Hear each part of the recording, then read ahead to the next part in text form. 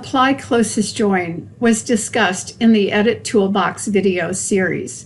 In this video, we will talk more about the option of closest join and its effect on how objects are digitized. In the Options General tab, Apply closest join while digitizing is checked by default. When this is activated, the software automatically will calculate the closest way to join objects, and you don't have to think about entry and exit points. When this is checked, the software automatically places the start and stop points so that jump stitches are avoided and the closest join is applied. Let's digitize two closed objects. Press Enter to activate. I'll place the second object at one of the points of the first object.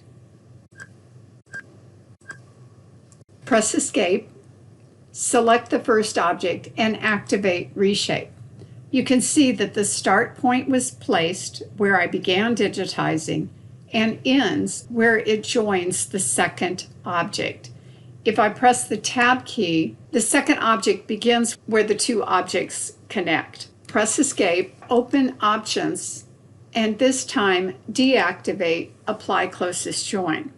When Closest Join is deactivated, the digitized objects are joined as they are digitized, and you will have control of where the starts and stops are placed.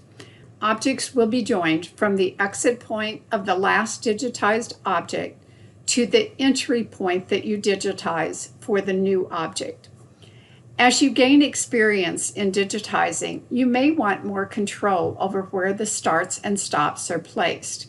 If you wish to determine where the starts and stops will be placed, make sure that you uncheck Apply Closest Join, and you will determine the starts and stops by how you digitize.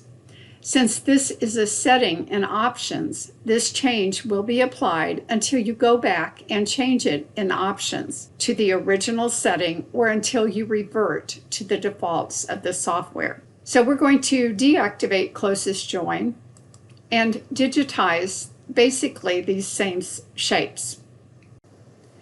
Select the Closed Object tool and digitize the shape. Press Enter. In the status bar, you're asked to enter the entry point. Click to enter the entry point, and then you're asked to enter the exit point. Click to enter the exit point, and the shape is digitized. Digitize the second object.